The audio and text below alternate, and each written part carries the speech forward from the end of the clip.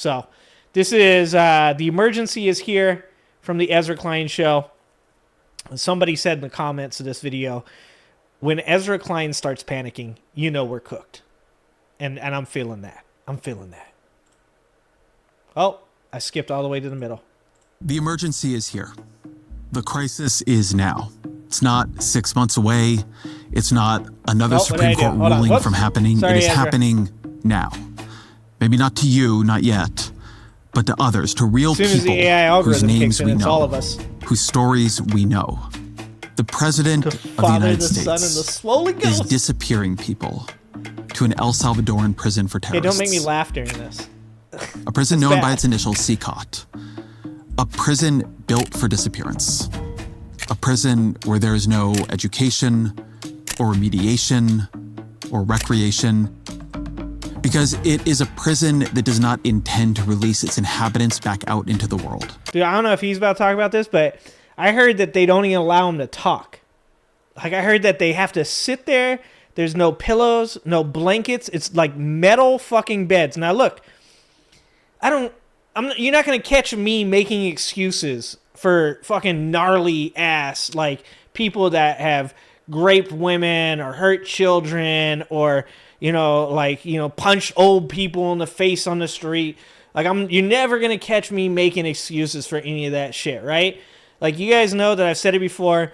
When it comes to, like, the prison system, it shouldn't be for profit. When it comes to our educational system, it shouldn't be for profit. When it comes to, certain humanitarian needs, like, it should never be for profit, right?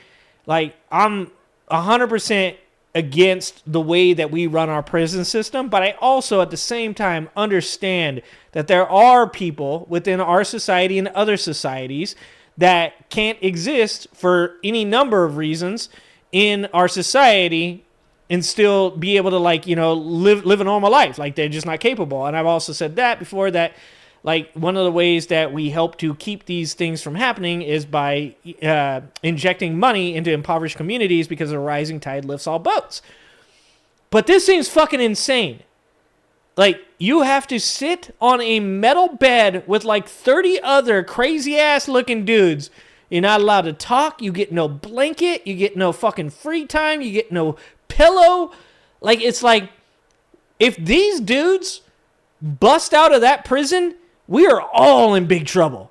Because those dudes, they know a little something about adversity. And if they can survive that shit, holy, if they get out, we are done. It is a prison where the only way out, in the words of El Salvador's Justice Minister, is in a coffin. Jesus Homeland Christ. Security Secretary Kristi Noem visited the most notorious prison in the Americas to drum up some support for the Trump administration to put hundreds of men there without a trial. First of all, do not come to our country illegally. You will be removed and you will be prosecuted. But know that this facility... Like, this shit is nuts. It's nuts, dude. That shit is nuts. To be, like, fucking taking photo ops there. Also, you know what? I saw this in a meme. Somebody asked the question, if we're going after fucking all these crazy criminals, why aren't any of them Aryan Nation people? Like, I grew up with the NLR, right? Nazi lowriders. They're one of the most violent criminal gangs in the country. The NLR is. There's no Nazi lowriders that are getting put in these prisons. There's no Nazi lowriders being... Now, mind you, I shouldn't say that out loud, because Donald Trump's probably like, that's actually a good test case. We should probably actually, if we throw a couple white people in there, they might let this one go through, and then we can set a precedent. I should probably keep that to myself. I'm just saying, it seems to only be brown people. Like, for a bunch of people that are constantly saying, yo, we ain't racist, it seems like they do a lot of racist shit. I'm just throwing it out there. I'll let y'all decide. is one of the tools in our toolkit that we will use if you commit crimes against the American people. On Monday, President Trump said in the Oval Office, in front of the eye of the cameras, sitting next to El Salvador's president, President Bukele, that he would like to do this to U.S. citizens as well. That's what I was I'd talking like to go about. a step further. I mean, I said it to Pam. I don't know what the laws are. We always have to obey the laws, but we also have homegrown criminals. Why do we need El Salvador's prisons? We have prisons here. But for the Trump administration, El Salvador's prisons are the answer to the problem of American law. The Trump administration holds the view that anyone they send to El Salvador is beyond the reach of American law. They've been disappeared not just from our country, but from our system. We can't do anything about it. And from any protection or process that our system affords. They're great facilities, very strong facilities, and they don't play games. In our prisons, prisoners can be reached by our lawyers, by our courts, by our mercy. In El Salvador, they cannot. Oh, you knew some NLRJ? Let me tell you one of their names, one of their stories, as best we know it. Kilmar Armando Abrego Garcia is from El Salvador. His mother, Cecilia, ran a pupuseria in San Salvador. A local gang, Barrio 18, began extorting the business, demanding monthly and then weekly payments. If the family didn't pay, Barrio 18 threatened to murder Kilmar's brother, Cesar, or rape their sisters. Eventually, Barrio 18 demanded Cesar join their gang, at which point the family sent Cesar to America. Then Barrio 18 demanded the same of Kilmar, and Kilmar, at age 16, was sent to America too. This was around 2011. This is what we mean when we say he entered illegally. A 16-year-old fleeing the only home he's ever known, afraid for his life. Abrego Garcia's life here just seems to have been a life, not an easy one. He lived in Maryland. He worked in construction. He met a woman named Jennifer, I saw that. US I saw that, Talia. She had 2 children from a past relationship. One is epilepsy, the other autism. In 2019, they had a child together. I told you, y'all can't let me deaf in one ear and also has autism. Stop it. Jennifer was pregnant in 2019. On the day, Abrego Garcia dropped one kid off at school, dropped the other off with a babysitter, and drove to Home Depot to try to find construction work. He was arrested for loitering outside Home Depot, asked if he was a gang member. He said no, and he's put into ICE detention. The story gets stranger from here. About 4 hours after he's picked up, and that appears to be the first contact he's ever had with local police, a detective produces an allegation, citing a confidential informant, that Abrego Garcia is actually a gang member. Abrego Garcia has no criminal record, not one here, not one in El Salvador. Right? He was accused, strangely, of being part of a gang that operates in New York, a state that he has never lived in. Whoever produced the allegation, they were never cross-examined. And when Abrego Garcia's attorney tried to get more information, he was told that the detective behind the accusation had been suspended, and the officers in the gang unit would not speak to him. Abrego Garcia's partner, Jennifer, said she was, quote, shocked when the government said he should stay detained because Kilmar is an MS-13 gang member. Kilmar is not and has never been a gang member, I'm certain of that. In June of 2019, while Abrego Garcia was still detained, he and Jennifer got married, exchanging rings to an officer separated by a pane of glass. Later that year, a judge ruled that Abrego Garcia could not be deported back to El Salvador because he might be murdered by Barrio 18. Oh, I made a mistake. That his fear was credible. Abrego Garcia was then set free. Each year since then, he has checked in with immigration authorities. He's been employed as a sheet metal apprentice. He's a member of the local union. He was studying. Yeah, and I'm just going to point this out again. This is not like I grew up with gangs, dog. This dude ain't like some kind of nasty gang member. Like, if you would have tried to convince me he was like a 33rd Street Blood or some shit like that, like an East Sider or something, like, I might have been like, maybe that dude might have, done it back in the day when he was a kid or something like that. But you're not going to convince me this dude is MS-13, bro. He's not an MS-13. Like, I grew up around all of that shit. Like I said, I left a comment on somebody's tweet that said, y'all didn't grow up around gangs and it shows. And, I also said, like, for any of you that don't know, an informant's his information is about as useful as well-chewed bubble gum. Like, that shit's got no quality.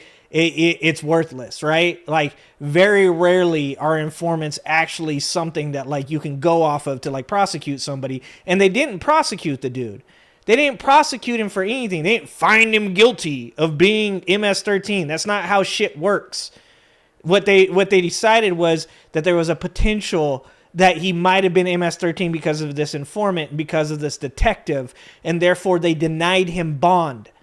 If they thought that he was like legit an MS-13 member, That judge would have never said, okay, we're going to protect you, and even though we're not going to allow you citizenship, you can stay here without fear of deportation. That's not how any of this shit fucking works, man. Like, these people have no goddamn idea of what an MS-13 member would look like. And even if you did, even if you wanted to, even if you said, you want to say, you're protecting this dude, but really at the end of the day, he's a horrific human being. Then you need to prove that.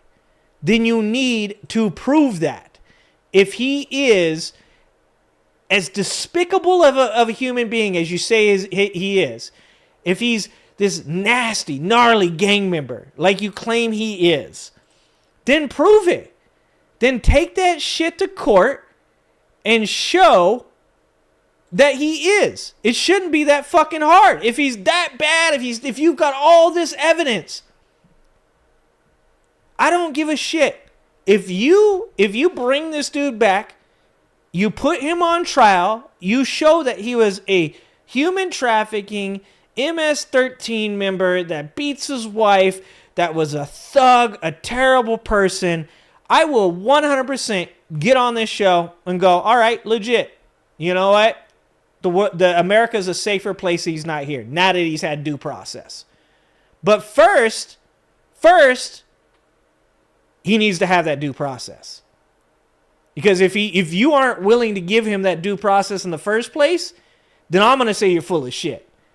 Because nothing about this entire fucking story seems to be checking out. Not a goddamn thing. The only thing that's checking out is that this administration said, oops, we made a mistake. And yeah, it turns out, yeah, you did. You made a mistake. That's the only thing that seems to be checking out. For vocational license at University of Maryland. There is no evidence anywhere offered by anyone that has suggested Abrego Garcia poses a threat to anyone in this country. But on March 12th, Abrego Garcia was pulled over while driving, his 5-year-old in the backseat. He was told his immigration status had changed. On March 15th, in defiance of the 2019 court ruling, Abrego Garcia was flown to El Salvador and imprisoned at CCOT as a terrorist. It was a mistake. The Trump administration is now acknowledging they wrongly deported an immigrant to that notorious prison in El Salvador, calling it an administrative error. An administrative error. Clerical error. It was an administrative error. Mistakenly deporting a Maryland father. This so-called administration error has destroyed my family's happiness, my children's innocence. I want to read to you from the editorial of the National Review, probably the country's leading conservative magazine. Here is the first sentence. The court fight over Kilmar Armando Abrego Garcia is a most unusual one, in that no one denies that the government violated the law in deporting him. No one denies. If the Supreme Court said bring somebody back, I would do that. I respect the Supreme Court. This case has made its way to the Supreme Court, and the Supreme Court ordered that the administration, quote, facilitate Abrego Garcia's release from custody in El Salvador and ensure that his case is handled as it would have been had he not been improperly sent to El Salvador.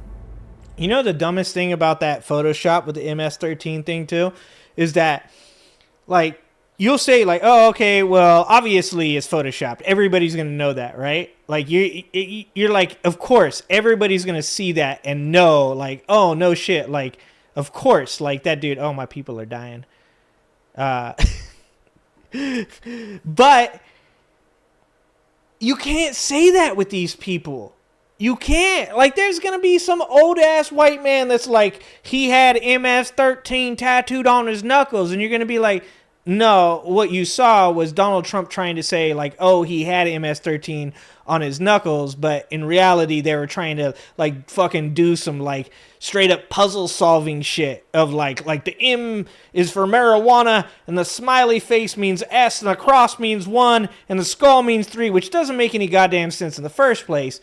But it's enough to, like, so you get, what you do is you get those people that are willing to believe that what Trump is assuming those tattoos mean, And then you get some dumbass that's like, no, it said MS-13 actually across the top of his knuckles above the skull and stuff like that.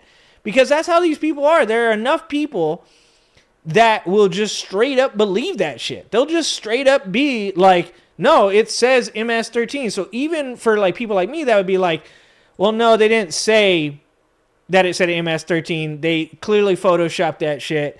And they were just trying to show the puzzle. They're trying to show that these images mean that. That's not even legit, because there'd be plenty of people out there that fucking straight up just like look at it and go like, no, it did. It like that wasn't Photoshop. It said MS-13. It's fucking crazy. I feel I it's don't on have shit. the proper Thank words you, to describe this next part. How grotesque it is, how dangerous it is. The Trump administration has no argument that they did not deport Abrego Garcia unlawfully. What they deny is that they have the authority to bring him back. Because he is a citizen of El Salvador. That is the president of El Salvador. Your questions about it, per the court, can only be directed to him. How can I return him to the United States? Like, I smuggle him into the United States, or whether of course I'm not going to do it. It's like, the question is preposterous. How can I smuggle a terrorist into the United States? I don't have the power to return him to the United States. That Oval Office meeting between Trump and Bukele was a moment when the mask fully slipped off. Yeah, that's mask off right there. If nothing else, Trump could slap those tariffs he is so fond of on El Salvador.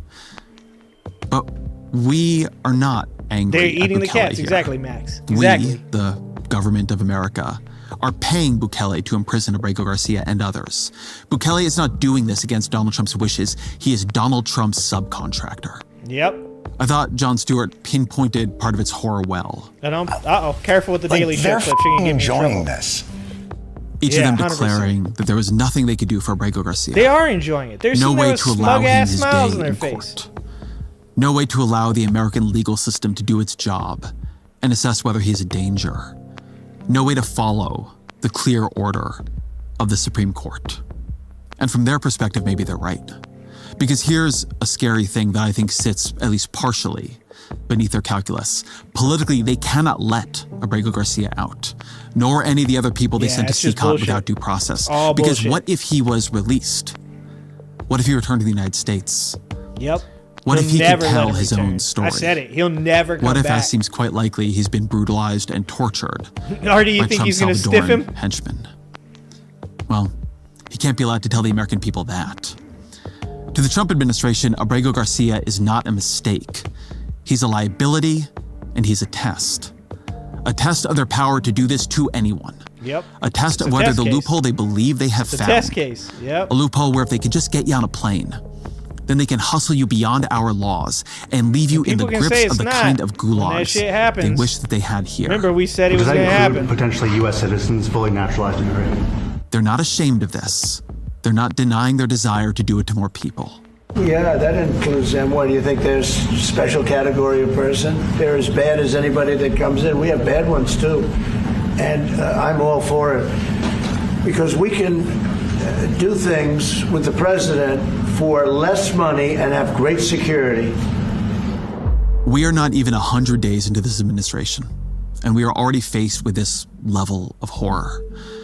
And I can feel the desire to look away from it, even in me. What all this demands is too inconvenient, just act like it's not happening, because they'd rather act like it's not happening. But Trump has said it all plainly and not going to happen to them.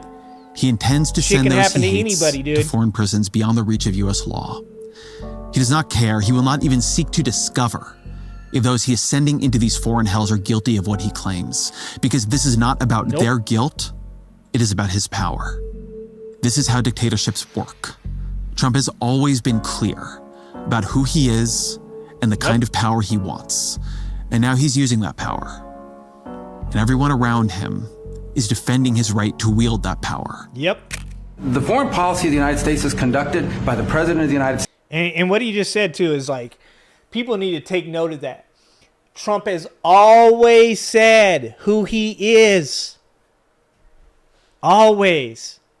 And Trump supporters say, oh, you're just being triggered. You're just, he's just making jokes. Yet it turns out all the time that he follows through with these things. The third term thing, that's the next one. You can sit there and say all you want. He's just joking. He's just triggering the libs. And when that shit happens, eat a dick. Okay? Eat a dick. If you're a person that says, he's just joking about the third term, bro. You guys get triggered, bro. If he runs for the third term, eat a dick.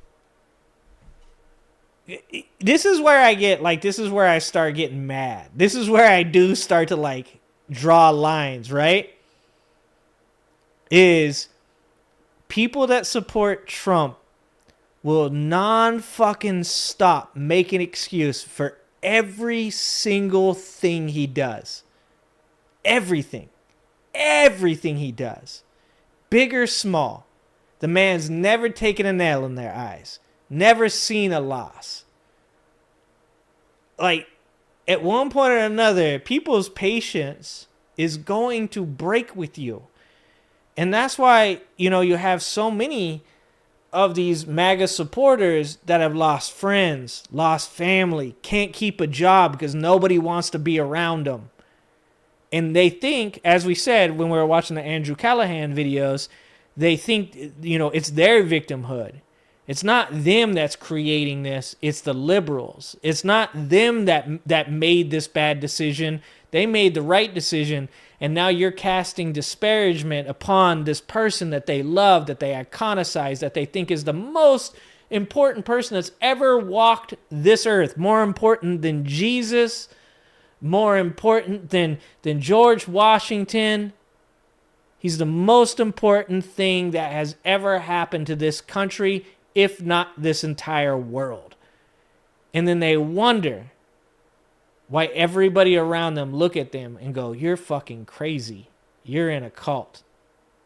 It's because you are. If you can't take a step back and recognize that's what is happening with this man is a test case for, if not you, then people like him, and that's not an acceptable thing here in America, you're blind. You're crazy. You've lost your goddamn mind. Holy shit. It's a level of cognitive dissonance that has only been written about in science fiction novels. It's a level of cognitive dissonance that only happens when people fall victim to those steps that Andrew Callahan was talking about in that video. The loss of connection, traumatic event, the loss of security. And the crazy thing is, these are the same people that will tell you that there's a mental health epidemic in America. They'll say it's not the guns, it's the crazy people. But it's not the guns, it's the crazy people. They've got half of it right. It's definitely the crazy people. It's them. It's fucking States, insane. not by a court. And no court in the United States has a right to conduct the foreign policy of the United States. It's that simple. End of story. The Supreme Court said exactly what Marco said, that no court has the authority to compel the foreign policy function of the United States. That's up to El Salvador if they want to return him. That's not up to us. Mr. President, you wanted people to know that there was consequences if you break our laws and harm our people and endanger families. And this is a clear consequence for the worst of the worst, that we have somewhere to put them. If President Donald Trump decides that you are to rot in a foreign prison, then that is his right. And you have no rights. And if he is capable of that, insane to defend that. If he wants that, then what else is he capable to defend of? That. What else does he want? And if the people who serve him are willing to give him that, to defend his right to do that, what else will they give him? What else will they defend? This is the emergency. Like it or not, it's here.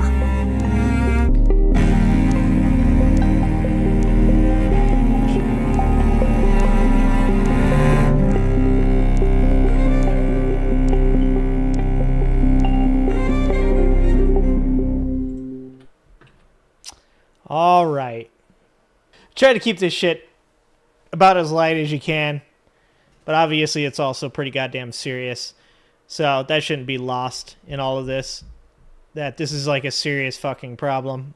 And, you know, I'm the guy that's going to make a joke in a foxhole with you, for sure. You know, but at no point should I ever, or you should ever think I'm discounting the seriousness of this.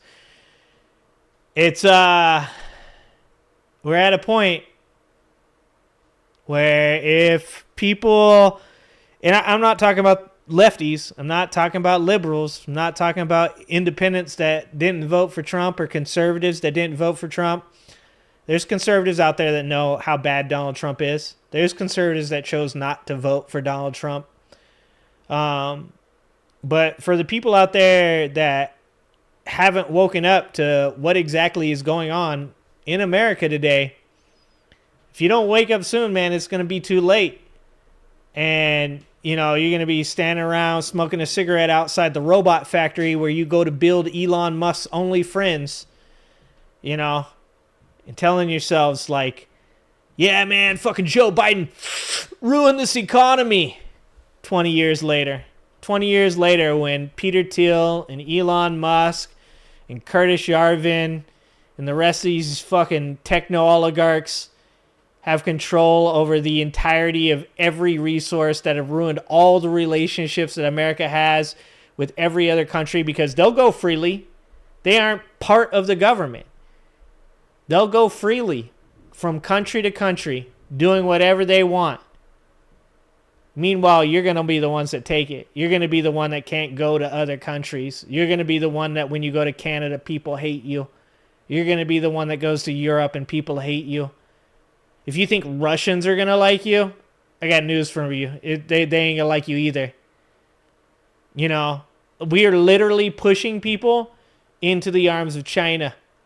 Like, I've always said this. They've never been, or they're not. I wouldn't say they've never been.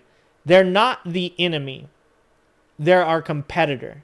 They are our competitor on a world stage for extremely high stakes. And just like in capitalism, that competitiveness can lead to innovation. That competitiveness can lead to, progress. But if America thinks that they're going to be competitive with somebody like China by pushing all of their trade partners, all of their allies into their arms, it's like watching Chip Kelly fucking coach the Eagles again. I'm just like, I know you've got a plan, dog, but it sucks. I know you got a plan, but it looks fucking stupid. You can't keep pushing our allies into the arms of China. You can't keep defending tariffs, saying, no, we're going to bring industry back to America and then take the tariffs off. We're not bringing industry back to America. It doesn't even make sense to bring the type of jobs that we would be bringing back to America for so many goddamn reasons that I can't cover tonight because I have to go upstairs and see my family. You can't, none of this makes sense. You can't yell at Jerome Powell and say he needs to be fired. There are people across the political spectrum, right, left, and independent, that say that Jerome Powell is the best man for the job. If you're dumb enough to think that Donald Trump is smarter than Jerome Powell when it comes to doing things with the central bank, once again, you're just part of the problem. I don't know what to say to you. I don't think there is anything that we can say to you. And at one point or another, people like me that have been out here saying, you know what, everybody deserves a right to a path to redemption. People like me that have tried to talk to you fucking MAGA supporters and be like, hey, I know what it's like to be poor. I know what it's like to be lower middle class. I know what it's like to be like, feel like you've been left out. Even people like me are going to look at you and go, all these people hate you. And you know what? You deserve it. Because You don't care about anybody but yourself. And for some fucking strange reason, you've pushed all of America's chips to the middle of the table and you've bet on Donald Trump. There just ain't much more to say. Thanks for watching. If you like this video, please like and subscribe and hit that notification bell. And check out that video on the screen now.